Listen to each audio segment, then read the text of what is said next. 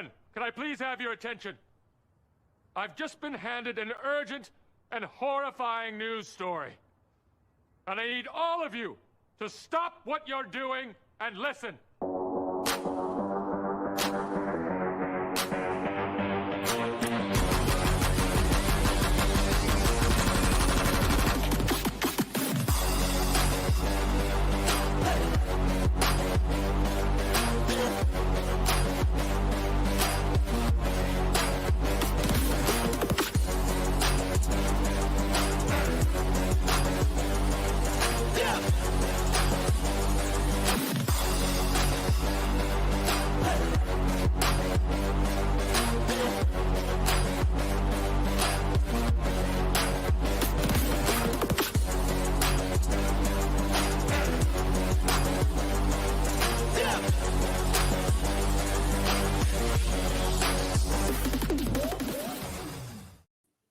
What is going on, Canes fam? I am Matty Ice. He is Caniacs, and he is Chris. And this is Canes calling live. Boys, how you doing tonight? I'm doing great, man. I'm excited. I guess I'm just excited every Tuesday, but but I'm really excited about tonight. I'm really excited to talk to Jazz. I really am. Yeah. Yeah, man. Yeah, this is one of those things where, we're a week away from the big recruiting bonanza. So what better guest, right? What more timely guest? This is probably the absolute best guest you could have on a show or podcast this week. So I'm feeling real good, fellas. Yeah, love the hype. Love the hype. So, boys, how's it going? How was your weekends? What you guys been up to, huh? What you got, Caniacs? Good, busy weekend. Chris knows I've been talking with Chris a lot. Got some vacations booking. I mean, it's just the call after call, email. It's just busy, and I love it. That's the only way I like it. Yeah, dude. How about you? I'm day 8 of the fitness jersey. I got my journey. I got my bro just busting my chops with boxing and Muay Thai and no soda, no candy. So I'm feeling sore as a mother right now. I'm sore as a mother. What about you, Matt? I was doing the keto thing strong. It was my girlfriend's birthday on Saturday, so we went out to dinner and stuff. So I did cheat a little bit, but man, I feel old as shit, man. Let me tell you that. On Friday, we went out with some coworkers and stuff. Like we just went to dinner and stuff. I tried to drink, and man, when you don't have carbs, like, dude, yeah. I felt like 2 shots, like it was like a freaking handle of alcohol or something, man. I feel like I got smashed in the face by a bottle. Oh wow. Yeah, but and then the next day we went out with her friends and we went to a club, and oh my god, man, it was packed there. I was not expecting it. Obviously we're all vaccinated, but like it was still weird being around that many people. Absolutely. It was a kind of a weird experience, but yeah, not looking to do that again anytime soon. I'm like, no. Yeah, no. Well, and as you know, dude, we were talking and I was talking to Caniacs off air. So day 8 with no soda, right? We talked about, I'm a 2 soda a day type of guy. So I was hanging out at my mom's over the weekend, and my wife had her 3 sisters up, and they did like a little sisters thing for the weekend. When I got home on Sunday, there was a 3/4 full 2-liter of squirt on the counter. And I walk in, and that's the first thing I see, right? I'm day 7 with no soda. And they purposely left it on the counter and not in the fridge because they knew I wouldn't touch room temperature soda. So I fucking walked right by it, went right to my water. I thought it was because they knew you didn't like squirt. No, I don't know anyone. I only see people drink that with alcohol, bro. Yeah, that's a good mixer. That is a good mixer. Yeah. I think Caniacs might have had some of that in his water bottle a few weeks ago, I think. Not that. Oh man, let me tell you something though. I've also been enjoying watching these playoff games. What I haven't been enjoying, which I knew we were going to talk about, I get so annoyed. Oh my god, it annoys the living shit out of me when anyone tweets about LeBron flopping and stuff, and you're a Miami Heat fan. Like, you can't complain about that when you've been a Miami Heat fan. He won you 2 championships. Like, shut the hell up. Like, I'm sorry. It's just so frustrating. And in the same game, Jay Crowder has a flop too, and everyone talks about how he's one of the toughest guys in the NBA. And it's like, no, you know what? You sacks of shits. Shut up. Like, I'm getting so fell frustrated. Down on his own shoulder, and I thought he was gonna die. Dude, brother Caniacs, take the pulpit. Brother Caniacs, take the pulpit, dude. Just before he was Heat, fuck LeBron. During the Heat, love LeBron. He's not with the Heat, fuck LeBron. Exactly, bandwagon. That's it. You know what I mean? That's it. what it is. As long whatever's on the Heat going on with the Heat, as long as like the Heat winning, I don't care. Anytime you say something like in defense of LeBron, I'm not even a LeBron fan. I mean, obviously he's on the Lakers, so like you're going to be a fan no matter what. You get labeled as some LeBron homer, just like what Chris referred to me earlier. Well, so like, I didn't know that Matt and I had a funny little Twitter thing on the weekend. So I was a huge NBA dude growing up, loved 90s NBA fanatic. And I didn't know that Matty Ice here was a Lakers fanatic. And he had a dude that wore number 8 and number 24 that is better than King James right now. So arguable, whatever. I'm not a Miami Heat dude, so I don't love the Miami Heat. So my take is from like a neutral basketball fan. And I'm like, dude, LeBron James is fucking softer than tapioca pudding. I'm talking like old folks home tapioca pudding.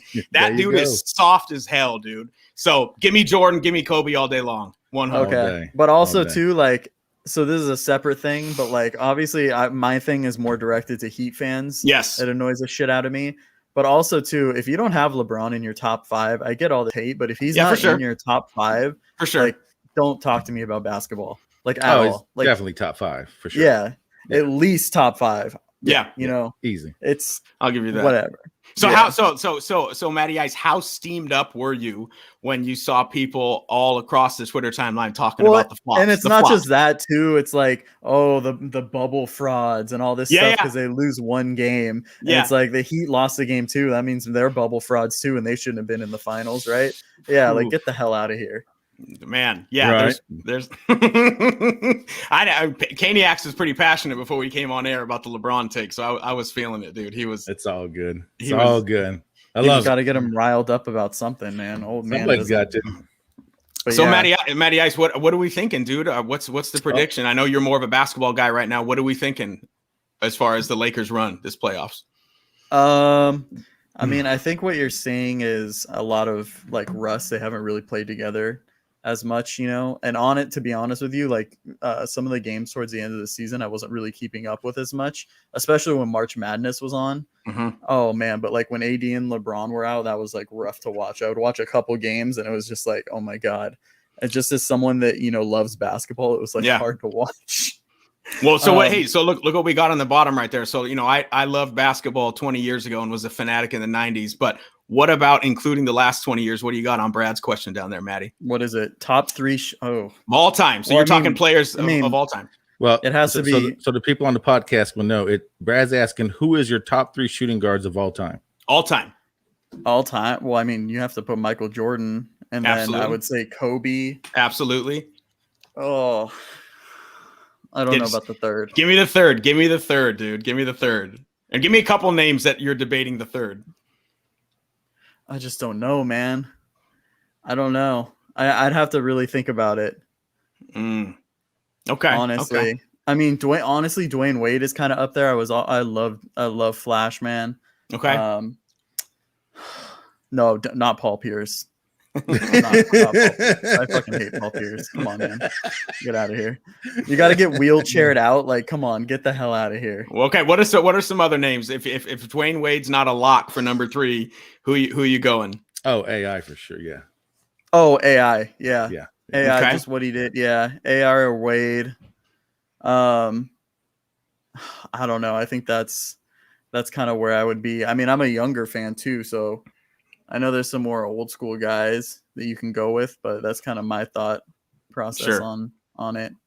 Okay. Are you good with all the LeBron slander and kind of moving on to take another week of that slander? You cool with? I don't care about the LeBron slander, like when it's coming from anyone, but like when the Heat fans act like he wasn't a member of the Heat, like, come on, bro, like get out of here. We had to deal with that. We had to deal with Chris Bosh and LeBron flopping all over the place. Like, come on. That's true. What else we got, guys? What else are we going to open up with BS in here? I mean, that's the main thing for me. I mean, I was like, it was just so frustrating. And then too, of course, like people are like, oh, they barely beat the Warriors, and the Warriors lost to the Grizzlies, so it's like, oh, oh yeah, Joe Dumars was pretty good too. Yeah. But that's the thing too, like basketball is so positionless now that it's like I can't really give you like a shooting guard or like whatever, you know what I mean?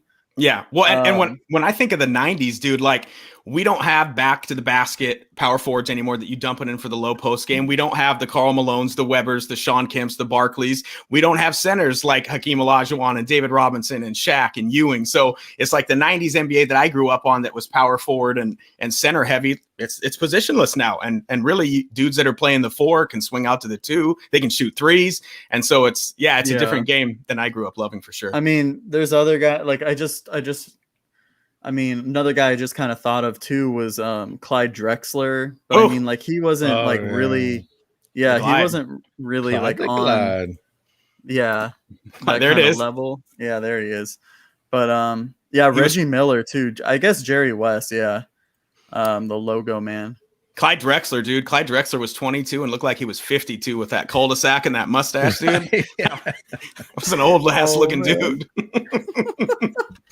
Yeah, man. Well, I mean, just to kind of wrap this up, what are you guys' thoughts? Who do you guys see? I know, Chris, you don't watch basketball as much, but not much anymore. Who are your favorites for getting to the finals? What do you got, Caniacs? Dive in, brother. I haven't really been watching it, but I like the way the Suns played. I mean, I don't think they're gonna beat the Lakers, obviously, but I don't know. I would like to see the Jazz go. I'd like to see the Jazz play the Lakers. I think that's pretty good. I think for me it'd be and maybe I'm wrong. The Nets are in the playoffs, right? Brooklyn Nets are in the playoffs. Mm-hmm. So for me it would be that the Brooklyn Nets storyline and how this super team was built. So do the Brooklyn Nets make it to the finals out of the East? So that would be something that I would watch and be entertained by, because if they didn't, I mean, that's a pretty stacked roster that probably would be considered a bust year, right? Yeah. Mm-hmm. Yeah. Okay. What about you? What about you, Matt? Is it Lakers or is it not? I gotta take the Lakers. I mean, if I don't go with them, then I don't know who I would pick. So who's coming out of the East? I want Giannis to make it. Oh yeah, to a finals, but like I just don't know. I think the Nets are really good though. Okay. Honestly, I think the Nets. I don't know. That's kind of my thought process. For sure. Memphis. There we go. Oh, man. Memphis locking it up. Definitely AI for sure. Definitely AI for sure. He was tough as hell, dude. Man. All right. We ready to rock and roll? Oh, Vince Carter. That's a good one. Oh, Vince Carter. Okay. Yep. Yeah. And also Vince too, like I think of like Tracy McGrady, dude. Like if he wouldn't have, had those like injuries and those, oh man, he would have been. He's a stud. Like Kobe said, man, he could do everything I could do. He was just taller and lengthier. Like, right. Yeah. Talk about the ultimate praise. Mm-hmm. There we go. Okay, so are we counting it down to bringing our girl on? Yeah, let's do it. I'm ready. You guys ready? Let's do it. Let's do it, baby.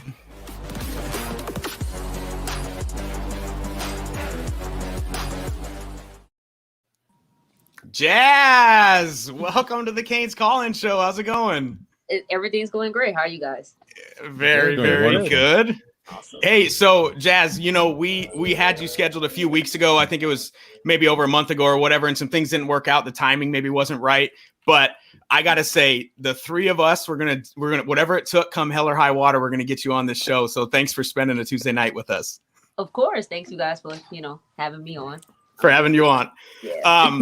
So for everybody watching right now and for everybody listening, Jazz is one of the fucking dopest graphic designers that you will ever find, right? It's at truly_Jazz on Twitter, where you can find a ton of her work. And I'm talking everything Miami Hurricanes related, from, recruiting edits, jersey swaps, player edits, draft edits. And, for me, some of the most insightful and analytical breakdowns of recruiting targets and prospects. So this is a treat for Canes fans everywhere for you coming on with us tonight, Jazz. Yeah, I'm excited. Thank you for that introduction. That was probably one of the best ever. I enjoyed that. Well, we like to have fun. We like to have fun. So, hey, Jazz. So I know you and I have been talking for a while. I show your work on my 5XIG, and we've chatted back and forth. So, kind of what we wanted to do is to get the Canes fans to know you tonight. We'll do a little back and forth interview, kind of go through your graphic design journey, and then we'll have some fun games as we kind of dial into recruiting talk at the end. All right, the games part got me excited. The games part's pretty good. So, all right, Jazz. So, when did you first become a Canes fan, and kind of what got you hooked on the Canes? Oh, since I was a kid, a lot of my family members were just all Canes fans, born and raised in Miami. Okay. So I've been a Canes fan since I was a kid. So, growing and of course playing basketball and football since I was 7 years old, like sports was always my thing. So, while I played, I repped the Canes always. Yes. I stopped playing basketball when I got to high school or late into high school. But yeah, I've always been a Canes fan since I was always. born and Okay. So what about top 3 players all time? If you had to come right off the top of the dome, what do you got? My top 3 favorite players? Oh, Michael Jordan, Kobe Bryant. And the third one, I'm going to say an active player right now. Just to show the active players some love, I would say Steph Curry.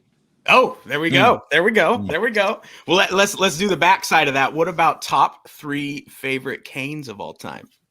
Oh, easy. Ed Reed, Ray Lewis, and I would say Santana Moss. Oh, Ooh, Santana. Yeah, Santana, that was the first Canes jersey I ever bought. That was the first one I ever bought. I'm jealous. That's pretty awesome.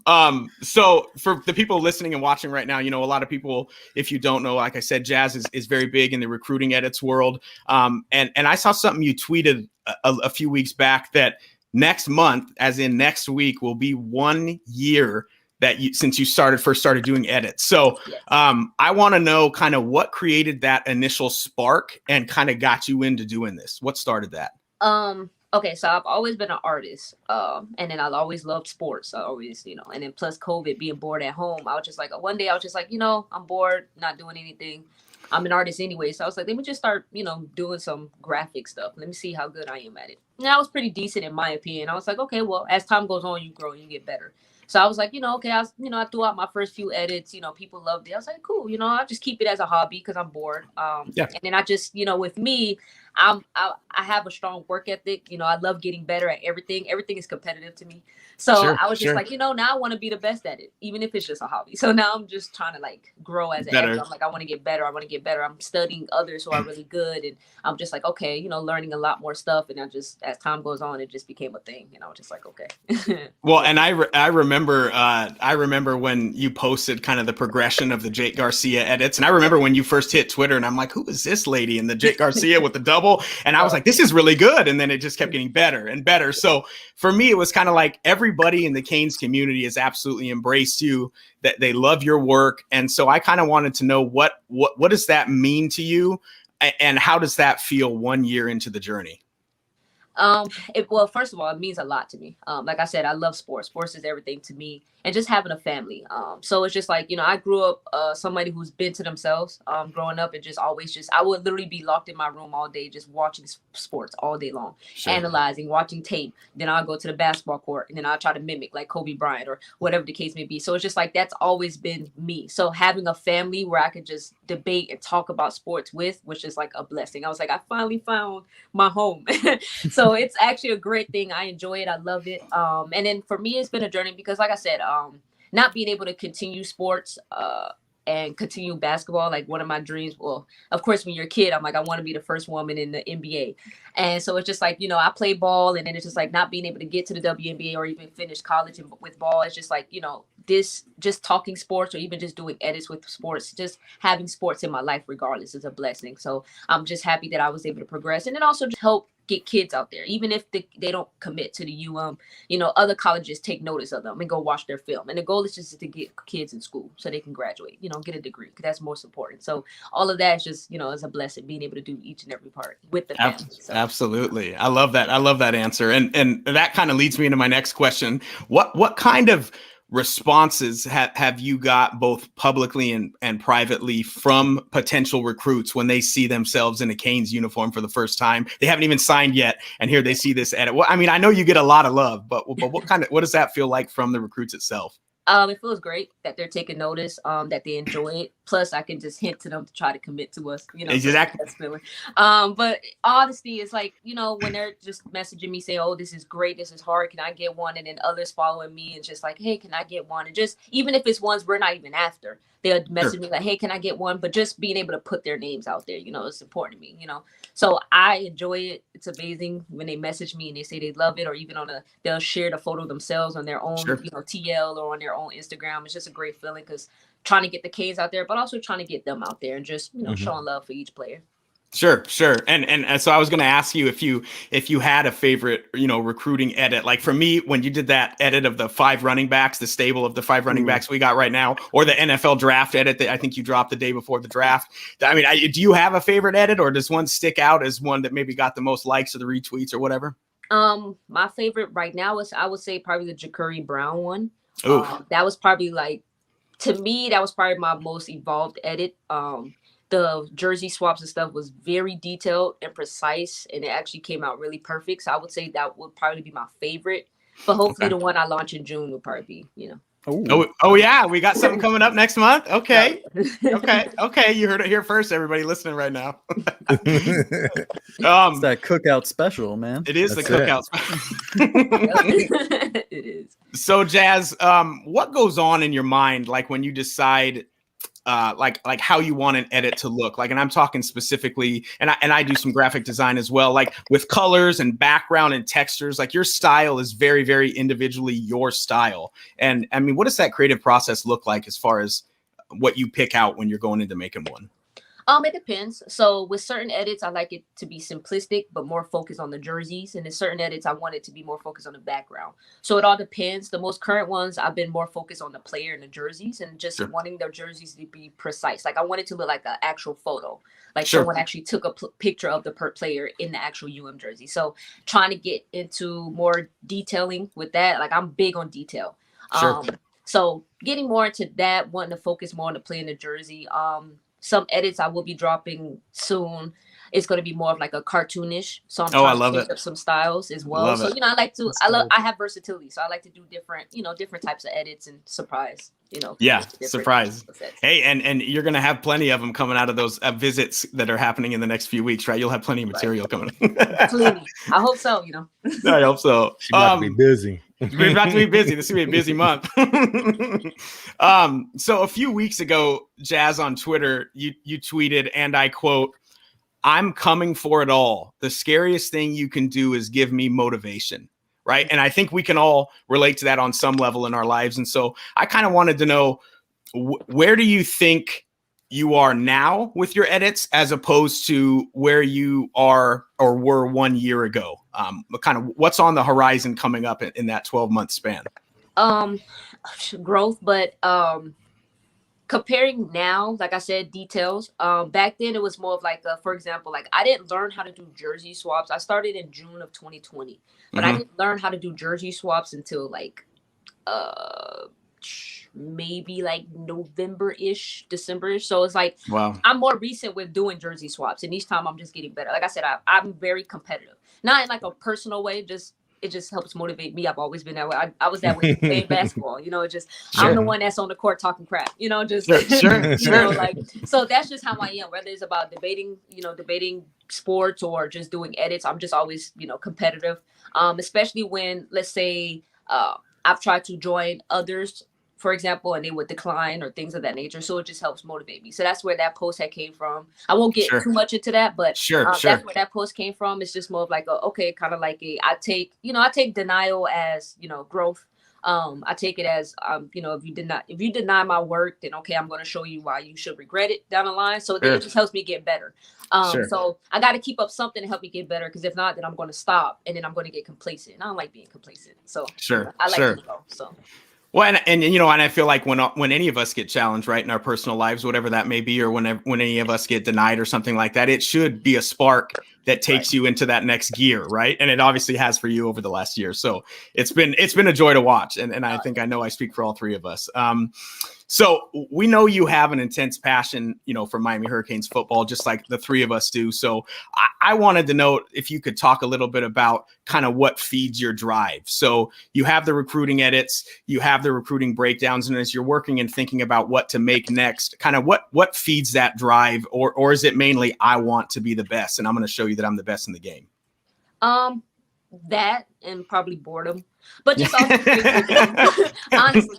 So a lot of times when I'm making my edits is doing work. So I do have a 9-to-5 that I work remotely from home, and a lot of times like I'm already done with my work because I'm competitive there as well. So I'm always done with my work, and then just like, all right, gonna just try to hop into an edit. A lot of times I would say that, in the back of my mind, I'm like, oh, I want to be the best at whatever it is. But also I would say just creativity. I would come across an athlete, like for example, Wesley, the linebacker. I would come across, he has a lot of great photos on his IG, really great photos that you can use to, make edits with. And I'm just like, I'm coming across and I'm like, oh, I'm looking at a certain photo and how it was shot. And I'm like, okay, I can make a dope edit out of this. I can do it this way or whatever. And then my creativity starts sparkling, and I just start working on it.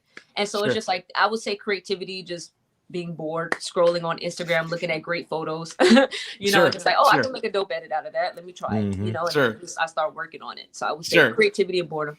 Okay. I like the boredom part of it too. That's what feeds it. What about, so this will be the last question for the little Q&A before we have some real fun with you. The Canes fans want to talk recruiting. So what, if you had to pick, do you have maybe the greatest compliment you've got since you started doing this, whether that's from a recruit that you did this for, or maybe a page that's much more well-known? Do you have something that sticks out on this first 1-year journey of doing creative design? Yes. Coaches reaching out to me, telling me that they love my work. So of course, like that's a great feeling as well. Cause just like I said, being a competitive person, the players are going to love it. They love the attention, they love to post it, things of that nature. But just hearing coaches who shouldn't care about it, do care about it and give you the compliments for it. It's a great feeling. So listen, man, I want that guy in my school. I want that guy on my team. And look at this guy wearing a Canes jersey. Like in a Canes jersey. Yep, exactly. Oh my gosh. Well, hey, Jazz. So we're gonna do. You're spending the better part of 45 minutes with us. So if you've watched our show before, I know you have. I'm gonna kick it over to my dude Matty Ice, and we're gonna do a little game of all hype or sounds right before we kick into some recruiting talk. I'm ready for this one, man. Okay. All right. And now it's time for everyone's favorite game show, All Hype or Sounds Right, with your favorite host, Matty Ice. I was not expecting that. I know you weren't. Bring it out for Jazz. That's awesome. I had to bring it out for Jazz. You didn't know about the voiceover. I know. I was not ready for it. So, Jazz, the way this game works is you're going to tell us if something is all hype or if it sounds right. We got 4 things that I wanted to bring up. One of them I just thought of because of something you had said. So, first one. I love your tweets about the NBA. I know you're a huge NBA fan. You mentioned Steph Curry's your favorite player. So, all hype sounds right. Steph Curry is the best point guard in the game today. Actively sounds right. Okay. Well, that definitely sounds right. Not in history, but actively. who would be your top 3 for active? Top 3 point guards. Actively. Yeah. Steph.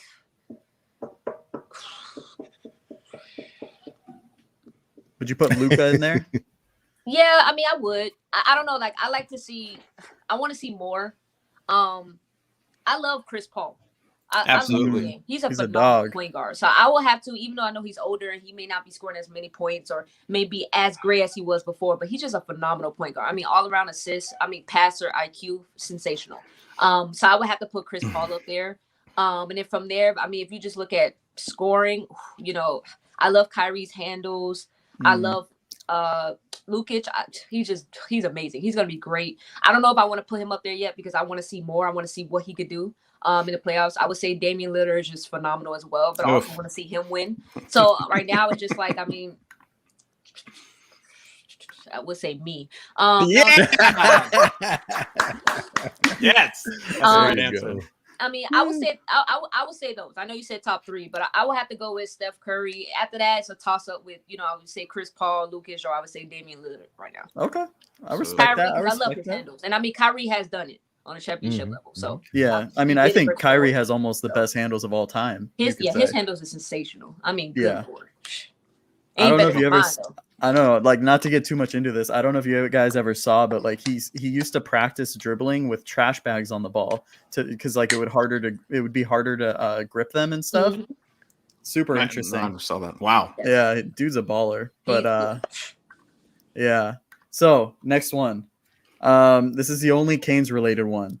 The 2022 recruiting class, when all is said and done, will be a top 15 class. All hype sounds right. Oof, great question. Top 15, you said? Yeah, top 15. Okay, top 15 sounds right. Okay. I would say top 10. I feel like we can, especially depending on this season, what we do.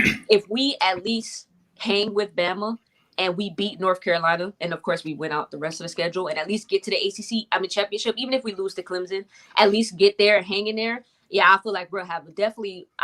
It depends on how many transfers. I know we have roughly 2 more that Manny Diaz wants to use on transfers, but I don't know if he will because I know he's looking at linebacker, defensive end, but he doesn't see that much quality in the portal. So he may just use that towards the high school recruits. If he does, I feel like we can be in top 10. Okay, and I know we're going to get top 15 definitely. More. Top 15. I know we're going to get into that specifically a little more later, which I'm excited to hear since based on your answer to that. So next one. So I heard, I don't know if this is true. I heard you're a sneakerhead. Is that true? Sounds right. Okay. Sounds right. That wasn't the question. That wasn't the question. Yeah. I was going to say, I know our boy Brad Tejeda is a sneakerhead too. So sounds right. Or all hype sounds right. Jazz, you're a bigger sneakerhead than Brad. What's that? Sounds right. Okay. Of course. Okay. You didn't even have to hear the question. Okay. Yeah. I know Brad is going to come. Yeah. It was just sounds right. Let's go. It's right. Listen, Let's get on with the next one. I love fashion. So that's one thing I'm going to invest in. Wonderful. Fashion. I love Wonderful. it. I would show you. I have a huge collection of basketball shoes. It's in my other side, but I'll have to show that to you sometime. I'll send you a picture or something. But yeah, no chance. No chance. We'll have to settle that one off the air, right? I'm actually going to play ball after this, so I'm breaking out the Air pennies. So, oh my God! Are we talking about the 1996 ones, the blacks? Or are you well, talking about they're blues? remakes. They're black and blue. Yeah. Oh my gosh, those were the best. Those are absolutely the best. Yeah. So Jazz, last one. I know we talked about this a little bit. I DM'd you on Instagram about this. I know you're probably going to the Michigan State game. I know that's your birthday weekend. So all hype sounds right. Jazz is going to turn up with the Canes Collin crew at the Michigan State game. That's right. Okay. Just had to get that all. It's the day of my birthday. Oh, the day of your birthday. Yeah, Okay, it's her birthday. Oh, damn. Yeah. And if I'm not mistaken, Bob's birthday is the same. So we got a few birthdays to celebrate that day. Oh, wow. Yeah. He'll be there Jazz too. is going to get some birthday shots from all of us. That's right. I'm going to be sad if we lose. Yeah, well, hey, you may not even know we lose, to be honest. So I know Caniacs and Matty Ice are going to that game, so they'll be there for Jazz's birthday weekend. I'm not. So if I get a picture with Jazz doing a keg stand and it's just Caniacs holding her, I don't even care what happens in the football game. Done. You may get that picture. Yeah, that would be done. That's gonna happen. Oh, that's funny right there. Oh, that's awesome. So I don't know about you guys. You know what? I wanted to show my Air pennies, but maybe after the show we can show them. Why don't you show them now, dude? Let's just show them now, dude. We'll get into recruiting in a minute. I was gonna say we can get into recruiting and I can grab them because I know it's gonna take a couple seconds. Let's do it. Let's get into the recruiting, man. Okay, let's do it. All right, so we're gonna do Jazz. We're gonna do a segment here called Recruiting Roundup, and what better guest than to have Truly Jazz on the show 1 week before we blow this thing open? So we got a little video, Caniacs. Let's start this off.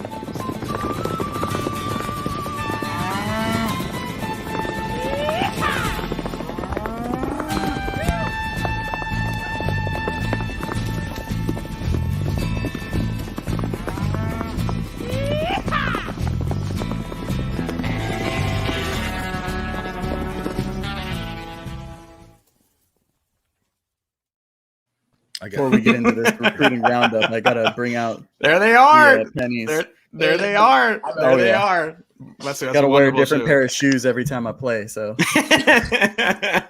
All right, Jazz. So you've probably seen the show before, so you know this is where we talk recruiting. No better than to have Truly Jazz on the show with us. So, Jazz, we know that 1 week from today, the recruiting floodgates open. OVs are back.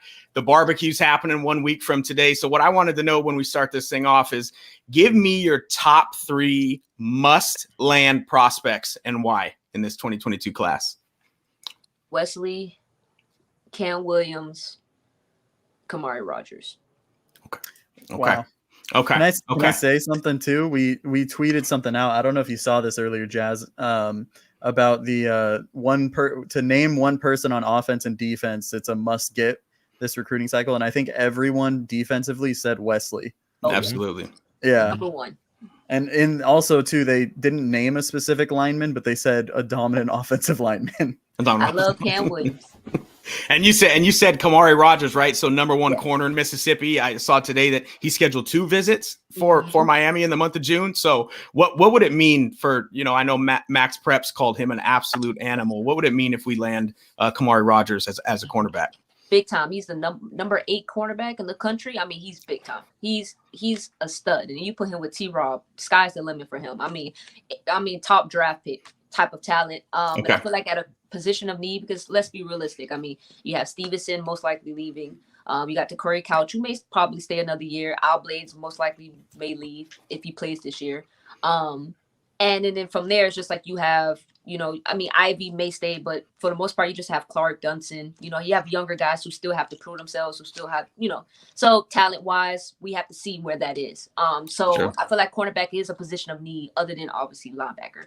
And what you got to do it with the number 8 cornerback in the country who wants to come to Miami. Right now, I feel like it's Miami to lose, honestly. Sure. Which is big time because you don't see Miami right now coming into Mississippi, the number 1 player in Mississippi, which is the number 8 cornerback in the country, and just easily grabbing him. Usually it's a battle for those types of players. Sure. So, and you think you think DJ, Ivy, and Al Blades will both either one or the other leave, or will they both be on this team when we go into the following season next year? Well, see, Al Blades, I'm still trying to see if he plays this year. Sure. I know with his health condition, I know like maybe a month or so ago, he was making a tweet about how he can't even work out right now. So it's just like, it's kind of like it's still up in the air if he'll be able to play this year. And I think he's a senior. Isn't Al Blades Jr. a senior this year? I think he was Storm 18 class, I think. So, I mean, I don't really, I think Ivy will most likely, well, it depends on how T-Rob, I feel like a lot of NFL draftees, they love Ivy. His size. They feel like he has NFL size. And I feel like, it's just little things he did wrong with turning his head around. Just little things. But for the most part, he had pretty good games last year. And he had pretty bad. It was balanced, honestly. So I feel like him with T-Rob can help him a lot. And he could be, a quarterback that, some NFL teams look at. So he may enter. I mean, I feel like he should still stay another year, but he may enter. And like I said, with Al Blades, it's still a toss-up. I'm not even sure if he's going to play. So right now, I'm not really set on those 2. I'm more so looking at Dunson, Clark, and Corey Couch. So it's just like Corey Couch, obviously sensational, great cornerback. He's only going to get even better with T-Rob. So he'll most likely, if he stays another year as well, he'll probably be one of the top cornerbacks that year for 2022 or 2023. So other than that, who do we really have that has proven themselves? So it's like that cornerback room is very thin. It's thin when you look at it. When you see Stevenson leave, you're not sure about Al Blades. Corey Couch may stay. And then Ivy, toss up. Depends on how T-Rob develops him this year. So it's that it's kind of thin. So I feel like the number 8 cornerback in the country, that's usually it's hard to fight for, that type of player. Like Alabama's, Ohio State's, Clemson's of the world, even LSU goes after play. I mean, LSU is after him, and he still loves Miami more. So that's a big sign, So, that's awesome. That's DVD. DVD and Cooney has been sensational. They're like our best recruiters other than T-Rob. Oh my gosh, dude! Pop Cooney should get a raise every single year since he's been here. Honestly. All right. So my second question for you on the recruiting roundup here, Jazz, is: do you have going into next week anything that's on your radar? Do you have any dark horses, any diamonds in the rough, or maybe some flip candidates that you have your eyes on going into next week? into next week. Yeah, like, do we have a dark horse? Do we have a diamond in the rough, a recruit that you really, really like that maybe is not blowing up but has a Miami offer already? Anything that is kind of on your radar in that respect? I would say Shamar, going into the month of June. Sure. Instead of him going to Georgia, he's coming to Miami. Sure. Yeah, I saw he is coming on campus. Yep. Right. So that's big time. I mean, you know, and I feel like that's why well, I'm not going to get into that. But yes, he's coming to Miami. So that's big time. I mean, I know a lot of schools are looking at him as a defensive tackle. Really? So that may be yes, because of his size, which is, you know, I mean, I guess. But, you know, some of them are looking at him as a defensive tackle, which also may help us a lot because I believe we're still looking at him as a defensive end. And so that helps as well. You know, of course, you know, with us putting 2 defensive ends in the first round, it's still big time. And then we are the home school. So I'm pretty sure, you know, that's helping a lot in his recruiting. But I would say for next June. But there is a player that's under the radar. I don't think it's going to be next June, like next month. But I feel like as the season goes on, Singletary, the quarterback, we have been still recruiting him heavy, even though he's committed to Ohio State. And so is Ja'Cory Brown. He's been behind closed scenes recruiting him heavy. So right now, you know, it's kind of like, of course, it's OSU. So, I mean, it's going to be a battle, you know, with them. But I feel like depending on how the season goes, if we compete with Bama, if we beat North Carolina, make it to the ACC, I mean, T-Rob and Ja'Cory Brown has been after him heavy and still after him. So he's not 100% committed to Ohio State. Shall I say that? So there's things he's thinking about. And I feel like if a player is committed to that type of school and they're still thinking about a school like us, there's always a chance. So I feel like depending on the season, because I mean, around this time, LT and James Williams wasn't committed to Miami. Sure. And people swore up and down we weren't going to get them. And it was oh my God. You know, so I feel like there's always a chance. Look at us now. Sure, look at us now. Well, and I'm glad you brought up Shamar, because I was going to say right now, as far as the top 10 prospects in Florida, Miami is according to 247 Sports is really truly in the running for only 3 of them, and that's Shamar, Kamari Wilson, and of course Earl Little Jr. But according to the Heat Index on 247 Sports, it's not in the top 2. They got Shamar pegged to LSU. They got Kamari Wilson, I think, pegged to Georgia, and then everybody thinks that Earl Little is going to go to Alabama. So I kind of wanted to ask you, we're 6 months till early NSD right now. How do you see this class panning out compared to last year's number 12 class? I know you said we can be top 15, but I know a lot of Canes fans are concerned. We're in the month of June. We have almost in the month of June with 1 commit. Are you concerned at all that only 3 of the top players in Miami are considering the Canes, or no? No, because games have to be played, honestly. I'm not worried at all. Out of those top 3 that you mentioned, I feel like we can land 2 of them. Sure. I'm not sure. I don't believe we'll land Earl Little Jr. Sure. But Shamar, Kamari, easily. I feel like Kamari loves Miami. Let's be honest here. I mean, Georgia is really good at recruiting DBs for reasons. Yep. Reasons we already know about. I mean, you could look at Stevenson and how Burger King. You can see all the transfers. Burger King or McDonald's. You know, so you can see all the transfers that have been happening at Georgia after they go for their year to get what's owed to them, and then you know they leave. So I'm not worried about Kamari. I feel like he loves Miami. I feel like if we have a really good season, I'm not worried about Kamari. Shamar, I was a little worried about him in the beginning. But now that he's coming down here, it lets me know that we are on his mind, especially over Georgia. So that's big time. And I feel like with a good season as well, we can possibly, I feel like Georgia, if anything, yes, it'll be LSU that we'll be battling with, which it won't be easy because I'm pretty sure LSU will have a really good year this year. Sure. They had a horrible year last year, but they have a lot of talented pieces. Like, I mean, they have one of the best recruiting classes as well. So, I mean, I expect LSU to be good this year. So it's going to be a battle, but I feel like in the long run, we can get Shamar. Earl Little, so a little more. I feel like we were a little late in the beginning with late to the party. Earl. Let's just put it that way, late. But I feel like right now it's a battle with Alabama. I don't even think LSU really. I just really think it's all Alabama, and Clemson is giving him a lot of consideration because he likes Clemson, and Clemson came on late Sure. Ironically, how Sure. funny. We were late, but Clemson come on late. Anyway, but yes, so I think it's more of Alabama Clemson, but right now it's all Alabama. Even if we were to magically beat Alabama in game 1, I still don't see us landing early. Well, and you know what Nick Saban's going to say? He's going to say, "You see what I did with Patrick Surtain over the last 4 years?" You're going to open with that sentence right there to Earl Little, right? You're going to see what I did with Patrick. Well, there's reports that Patrick and him's already been talking. Yeah, so that's why the lean's really for Alabama right now. Leans for Alabama. Yeah. Leans for Alabama.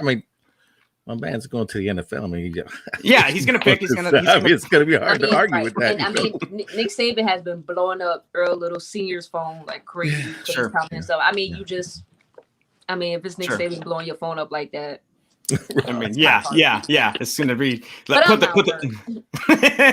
You're just waiting for that Ferrari or that Lamborghini to line up in the driveway over at Earl Little Senior's house. Dodge Chargers. It's a Dodge Charger. That's right. Oh yeah, wasn't that the what was it the linebacker from USC? Henry Toa whatever his name is. He got a Charger, Dodge Charger, and then he took down the Dodge Charger photo the same day. Put up a Civic or something. So Jazz, I want to talk O-line with you real quick. So O-line is something that I've really got into over the past couple years, and it's really something that I've really been intrigued by. So I kind of wanted to ask you, who do you like as an O-line prospect? I know that Malik Agbo is on there at 6'5", 320. He's my neighbor to the north up in Federal Way, Washington. I just talked to him this morning, and he said that he still talks to Garen Justice every day, and he cannot wait to be on campus next month. So that's a big dude. But then I keep hearing the Cam Williams name, 6'5", 360, also a 4-star. But what about Jacob Hood, the 6'8" guy out of Tennessee? So that's for football or basketball? No, that is for football. That is for football. So, what do you? We know we got the McLaughlin and we got Ryan Rodriguez and we got Big Baby. What do you like as an offensive lineman potentially signing with us? Cam Williams. Okay, so he's my favorite. Out of Texas, right? Yes. Dude is a monster. He's roughly 6'5". They actually some places have him rated 6'7". 350, 360. Yeah. And he plays basketball. Him. He's athletic. A big guy who's very athletic. He can move. I even watched him in the film of his basketball. He can move, and I love it. He reminds me of another Donaldson. And let me tell you, I love big men who can run block. The running game is so important. As you could tell, look at the UNC game. How many passes did Hal complete on us? 15 passes. 758 yards. You know why? Because they had ridiculous amount of rushing yards. Sam Howell didn't even have to do anything. Sure. That's the type of effect you should be able to have games when you have a run blocking O-line. O-line that can block, that can create holes. We have too many weapons at running back. We back-to-back years have landed top 15 running backs, more than any other school. Back-to-back years. Cody Brown, Thad Franklin, Rooster, Don Chaney, all 4 of them top 15 running backs in the country. Sure. And that's just, and then you have Cam Harris, who was rated the number 7 running back in the country in 2018. Sure. So we have a running back room. Sure. Can't do anything with them if there's no holes. And it's just like then it's a waste of having those type of talent in the running back room. So I feel like you look at UNC and how many rushing yards they had on us. Sam Howell didn't have to do anything. I'm big on run blocking offensive lineman. Cam Williams is big time. I feel like with us needing a lot better run blocking protection, I feel like Cam Williams should be a top O-lineman. We should be really making priority. Because like I said, that's where we have lacked last season. It wasn't balanced. There's some games where Rooster, Don, or Cam broke loose, but then for the most part, they didn't really do much. They couldn't do much. And, the run blocking was poor. Or just I was mediocre, shall I say. Now, of course, Garen Justice have done a lot better with the O-line last year than the previous year. It's ridiculous. But it was the most sacks in college football they gave up 2 years ago. Exactly. So the O-line was much better last year, but it was still not at the level that it needs to be in the ACC. So I feel like the run blocking is where we should be making priority for the O-line. Of course, pass blocking is significant, especially when we got TVD and Jay Garcia. But I just feel like your quarterback won't have to do much if your running game is brilliant. I've studied Alabama for years, right? And one thing about Alabama, they've had great running backs every single year, and they pound the ball. Whether it's with 2 or 3 running backs back to back, they pound. And when they had Jalen Hurts, who wasn't the best passer, It wasn't the best passing quarterback, but with the run game, with Jalen Hurts and their running backs, they were able, for most of their games, or being able to win, is because they pride themselves in running the ball, controlling the tempo. And I feel like that's big time. If you don't have a quarterback that can produce yet on that level, like a Trevor Lawrence, whatever the case may be, running the ball is very significant. I feel like having an efficient run blocker is important. I feel like Cam Williams should be our number one priority lineman, but I love Agbo. I love, Lane. I love Dontree as well. Garen Justice is working. And I love it. He's working. He's going after a lot of big time linemen who are big in size. I mean, Miami isn't playing games anymore, and I enjoy that. I love it. I mean, he's getting big men up there, and I love it. I'm excited. Sure. And you said it exactly right. If you're going to be a successful football team, if you're going to have a good air attack and you're going to be able to pound the ball between the tackles, you got to have 5 hog mollies up front that are just big and beefy, right? They're just going to, okay. Beefy. So big and beefy. So, we got some beef coming in too. That OL transfer that's coming in from UNLV. That's a UNLV. big boy too. Yeah, UNLV. That's a big dude. That's a big dude. And I think I read that he has more starts than anybody on the Canes offensive line that's coming back for this season. So he has the most starts of anybody. So, I mean, you add that into the mix. Does he start? I don't know. I don't know that much about the guy, but the depth is now increased. I mean, because we really needed some depth. Yeah, absolutely. Yeah. Absolutely. It sounds like he's going to kind of be like a utility man, that he can play multiple positions is what I'm kind of hearing. And that was what Ja'Kai did last year. Ja'Kai Clark, he was utility all over the offensive line. Exactly. So one of the things I wanted to ask you also, Jazz, I'll finish up with a couple questions. We'll kick it over to Matty Ice. So Miami has had the second most defensive backs drafted since 1980 with 44. And we know Bubba Bolden's going to add to that list next April, and maybe Tyreek Stevenson as well. But as far as the 2022 cycle goes, you brought up Amari Rodgers out of Mississippi. We talked about Earl Little, but a guy like Jacoby Spells, or even if we land arguably the number one safety in the country in Kamari Wilson, what do you think the best chances are out of those 4 names? Amari Rodgers, Earl Little Jr., Jacoby Spells, or Kamari Wilson? Who do we have the best chance at, do you think? All of them except Earl. Okay, so Earl's the Alabama plug we talked about. So you'd put Kamari Rodgers and Jacoby Spells, you'd put them equal with Kamari Wilson as well? Yes, and Jordan Allen. Okay, Jordan Allen, who's been tweeting and showing Miami love and everything like that. Okay, so they're kind of on an equal playing field, anybody's game right now. Right. I would say Kamari Rodgers is a little higher. I feel like that's really a player where it's all Miami to lose. Okay. With Jacoby Spells right now, it's down to us, Indiana and West Virginia. I know he's going to go see West Virginia, and I believe in Indiana. I mean, I still feel like we're the school to beat, but I wouldn't be shocked. I feel like West Virginia, Indiana, they're working for him. Okay. But, Indiana right now, they are stacking. Let's be honest here. They're doing good in the transfer portal, and they are stacking talent in the recruiting class. And Indiana was actually pretty good last year. I mean, they almost literally beat Ohio State. I mean, they were really good. So Indiana is coming. So I will understand, if Jacoby Spells starts leaning towards them, I would not be shocked. I mean, Indiana is coming. West Virginia, I think it's more so Miami, Indiana, honestly. Okay. But I feel like with a really good season and with T-Rob, I feel like we can get Jacoby Spells last minute. Jordan Allen, I feel like it's Miami to lose as well, but not as much as Kamari Rodgers. I feel like Jordan Allen, I would look into Penn State, those schools that he is visiting. I feel like, they could possibly. But I really think right now Jordan Allen really likes Miami a lot too. So I feel like we're still to beat for Jordan Allen. So I would say those 3 corners right there, big time. And like I said, last minute Singletary. I feel like I'm not sure we'll get him. It'll be very difficult. It's Ohio State we're going against right now. So like I said, I feel like with Singletary depend on the season. It would definitely depend on the season. Like we can't lose to North Carolina. I mean, I feel like we'll have to beat them. Like even if we go 10-2, we have to beat North Carolina. We have to solidify ourselves as the top with Clemson as the top 2 ACC teams for schools that for players like Singletary and them, like to actually look at us and be like, oh, okay, hold up, we got to be with Clemson in the ACC as we should be, honestly. Sure. Hey, Jazz, I kind of had a name I wanted to ask you about too. Sherrod Koval, he scheduled a visit today, actually. I was wondering, you knew anything about the kid? I don't know anything about him. He's a safety out of, I'm trying to remember exactly where he was out of. I think it's Virginia.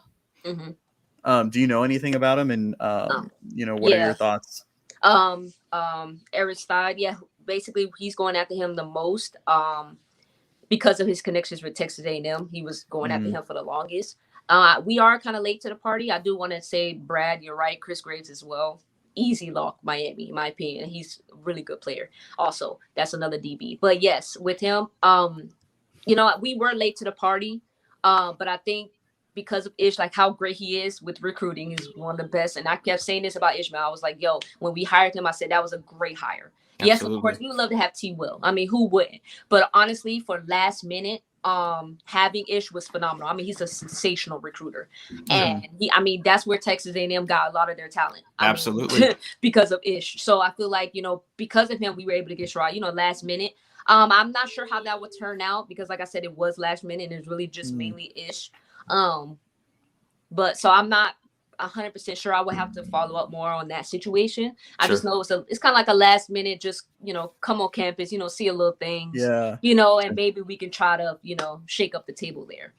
There we go. All right, Jazz. So I'll give you my last question here, and then we'll kick it over to Matty Ice, and he has some more player breakdowns. So I know Matt's going to talk about this player, so I won't talk about arguably the Canes' number one target, Wesley Basaint. He's top 15 player in the state of Florida. He's a top 10 linebacker in the nation. Matt will touch on him, but what I want to talk about is the big announcement tomorrow from wide receiver Quan Lee. So if we get Quan Lee, what type of player are the Miami Hurricanes getting?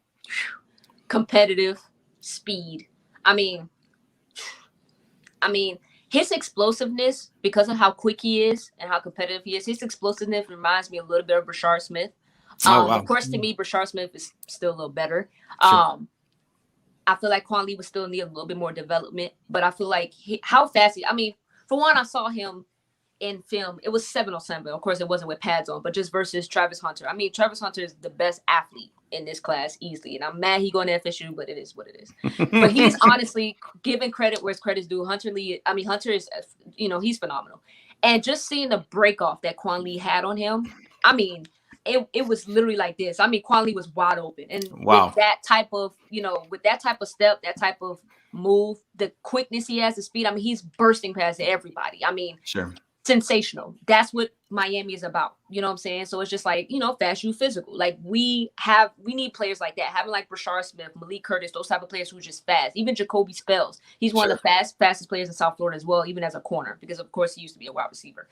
And you have to have that type of speed, you know, whether it needs time to develop or not, whether he needs like a, you know, a year or 2 years or whatever the case may be, especially in a heavy wide receiver room that we have, it doesn't matter. I mean, the type of speed he has is sensational, even putting him on special teams for the time being. You know, I mean, I love Quan Lee, and he's competitive. I mean, he's not one to shy away from anything. He's going to talk, and he's going to prove it. He's done it, and I love that. I mean, we need that toughness. You know, a lot of times, a lot of games are just mental. I mean, you look at a lot of players, and they're not as confident. You know, they're not as tough. I love the toughness. I mean, I love it. It reminds me of old school Miami. Of course, we won't go back to old school Miami, but it reminds me of that. I mean, I talk crap, you know, when I play sports. So, you know, I love it. Honestly, you know, I'm the type that, you know, you talk crap and you prove it. And I mean, what else can you do if you prove it? I mean, nobody can hate you for that. Jazz, I gotta ask too. Did you see when Quan was talking smack to Travis Hunter on Twitter? I loved it. I love that. I love it. All of Travis tweets, and I liked all of Quan. That's awesome. I loved it. You know, because a lot of times, you know, big time players like Hunter, which, like I said, respectfully, he's probably the best athlete in this class. And I mean, he's just sensational. FSU is really blessed to get him.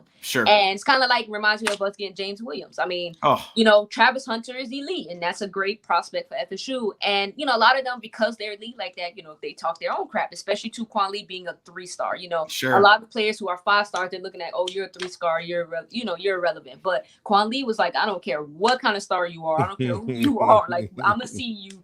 You know, I'm gonna see you in college, and I love that. You know, you can't back down just because someone is a 5-star and you're a 3-star. I mean, I don't care if you're the tallest person on the planet. I'm gonna still dunk on you. That's just how I feel. You know, even if I can't touch the rim, I'm gonna say it. Yo, Jazz, that's I gotta ask you. 904 Hurricane said this. You know, that West Virginia has been showing Quan some love.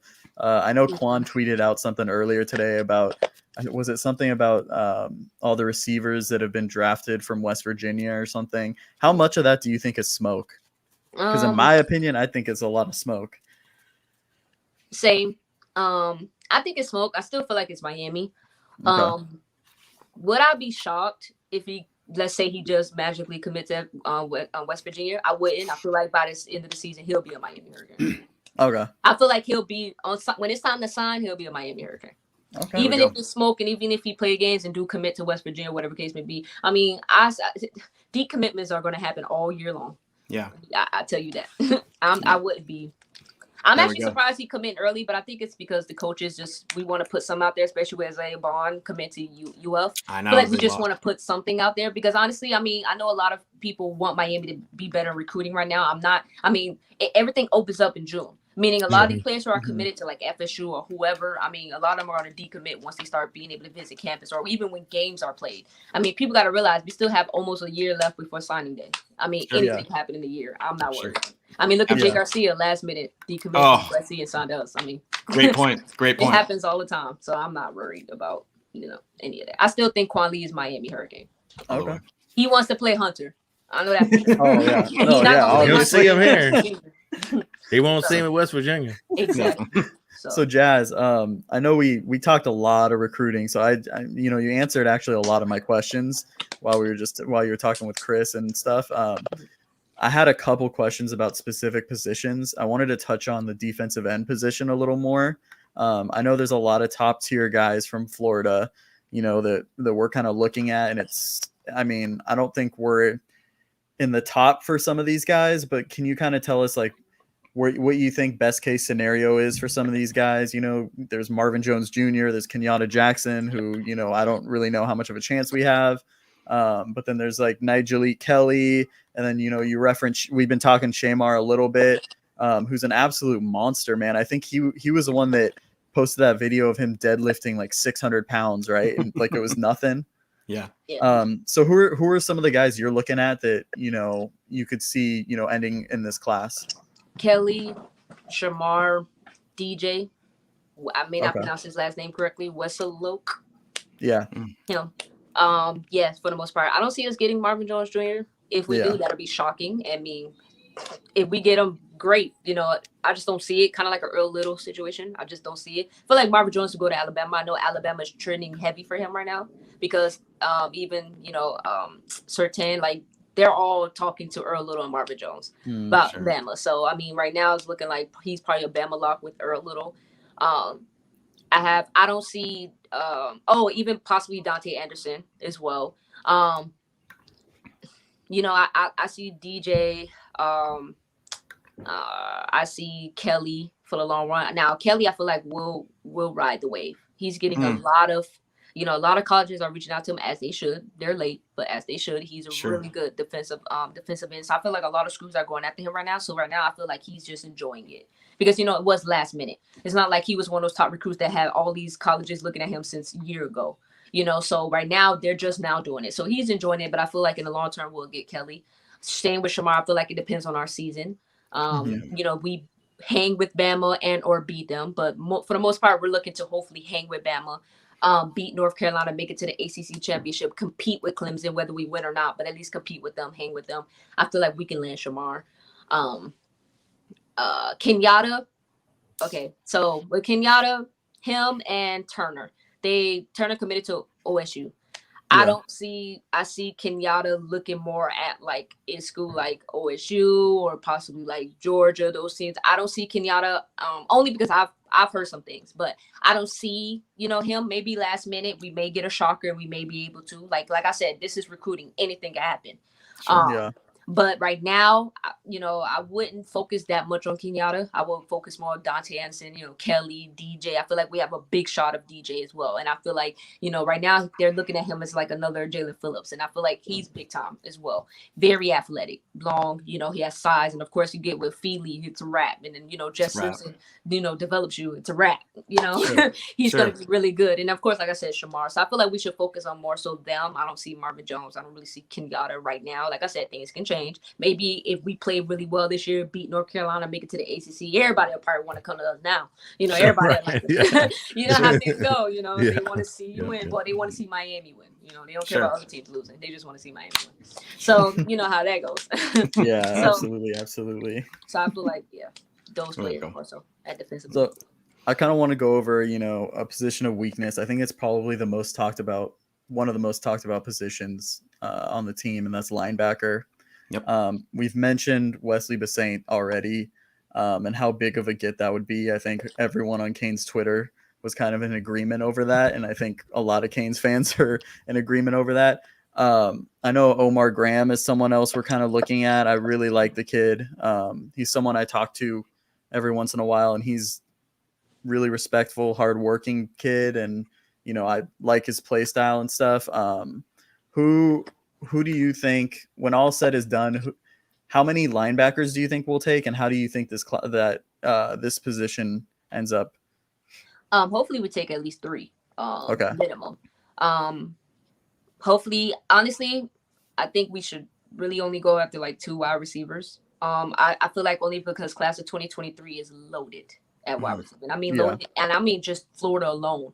Florida alone is loaded. Literally, we won't even have to leave Florida to get a wide receiver if we wanted to. Sure. And, I mean, it's loaded, and we already have a loaded wide receiver room now. So I feel like we should more so look at the weaker spots, like defensive end. I mean, honestly, after losing Phillips and Roche and Greg, I mean, no one has separated themselves as the next. We hopefully it's Harvey, hopefully, Cam, but like they haven't shown it yet. And it looks like they still need more time to develop, which we need more defensive ends. We're a little thin there. I mean, defensive tackle, we're loaded for the most part, but defensive end, we're a little thin there. I feel like, we should take at least 3 to 4 defensive ends, lesser wide receivers. We have a quarterback already. We probably won't take a running back since we end up getting Cody Brown. I mean, we're loaded at running back. I mean, granted, depth is important, and a lot of top schools have at least 6 running backs. But I feel like right now, priority-wise, defensive end, linebacker, cornerback, I feel like we should, for this class, focus more so on them, especially if we don't get a linebacker or a defensive end in a transfer portal. So I say minimum at least 3 linebackers. Wesley, Graham, I love him. I love Devon or Devin, if I'm pronouncing his name correctly. Another big-time linebacker as well. And I'm pretty sure I'm going to keep saying it, if we have a great season, a lot more players are going to, reach out like, well, wait a minute, I think I do like Miami. Sure. Like I said, I feel like a lot of these top players, we can get them. I just feel like they just want to see Miami win, honestly. I mean, which is understandable. I mean, you look at players who commit to UF and you say, okay, but UF was 8-4. Yeah, but UF hung with Bama. They lost by 6. So, you gotta even FSU, and I hate to bring it up and I hate to say it because I'm not an FSU fan. But even with them, I mean, they won a championship, 7 years ago? 7 or 8. So, I mean, it was still recent, so it's just like, whereas Miami is like, what have Miami done lately? And it's just like, and it's honestly, it's true. I mean, yes, we had a really good season last year, 8-3, but the three games we lost were very important games. They were versus really talented teams, either just as talented or better, and we couldn't even compete. Granted, Oklahoma State, we competed, King went down. But even in the beginning, in the first half, it was looking bad. It was just like, why is it that we're always, when it's actually good talent that we have to go against, we're not showing up like we need to. So we have to show that. Like, that's why I said, like, hanging with Bama is important, even if we lose, but hanging with them, losing by only 10 or something like that, or even less, like hanging with them, showing like we can compete. Beating North Carolina, going to the ACC championship, compete with Clemson or beat them. Regardless, we have to show that these top teams we can't compete with, and this is where we're growing at. And then school team players are going to look like, okay, they're on the right path. I'm down for it. Because we have developers. I mean, T-Rob, Jess Simpson. I mean, we have developers, even really good recruiters, and Cooney, DVD. I mean, even on the offensive side, Coach Fields. I mean, Lashley getting great quarterbacks. I mean, so it's just like we have it there. It's just the last thing that these players want to see is if we can win. Or at least absolutely. Opening up as we win in the season, they may start, but I would say those 3 for sure. Graham, you got Wesley, and then you got Devon or Devin, how you want to pronounce his name. There we go. There we go. Okay. I mean, that's kind of all I had for you. Because I mean, we talked a lot of recruiting, man, a lot of names. So that was awesome. I'm gonna throw it back to Chris, man. I think did we have something else? We got a stat of the week, and I think absolutely Jazz should stay on, and we will end the show with our stat of the week, and we'll rock that.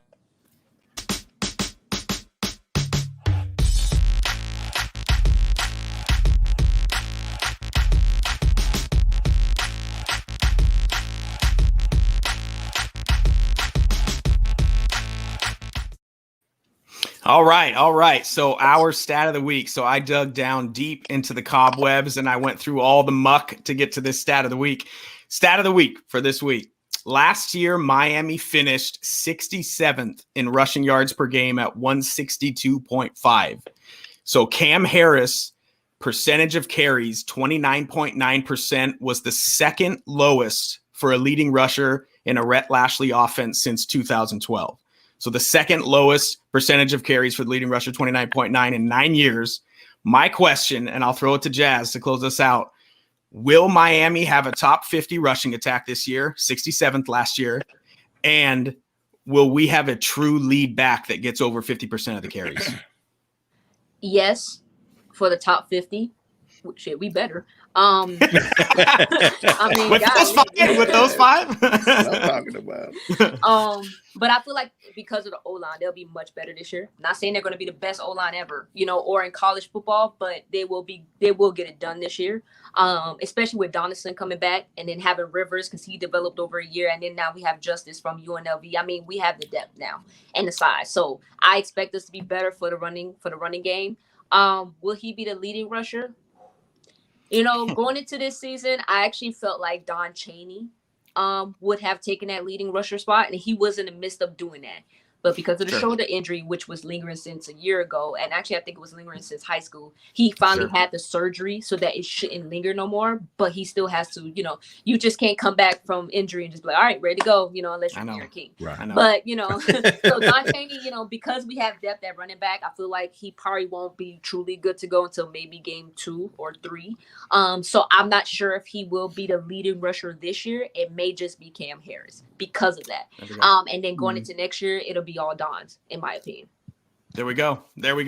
I like it. That's the way we'll end tonight. So, Jazz, you've been absolutely wonderful. I love you. I speak for the three of us. We all do. So thank you for spending some time with us on a Tuesday night. And everybody that's listening and watching right now, it's at @truly_Jazz on Twitter. Give her a follow. Look at those edits, comment on those edits, show her some love. My man Caniacs, it's at Caniacs83 on Twitter. Matty Ice is at Inside Out on Twitter with the number 3 instead of the letter E. And I am at 5X_national_champs on Instagram.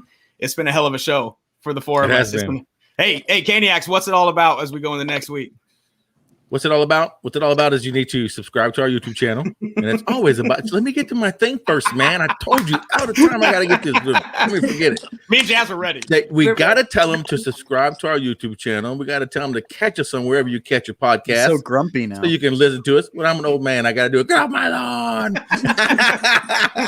No, anyways, just do it. It doesn't hurt anything. Don't kill you. Just hit the button. Subscribe on YouTube. Subscribe where you get your podcast. Follow us. We got great guests coming up for the next 2 to 3 months.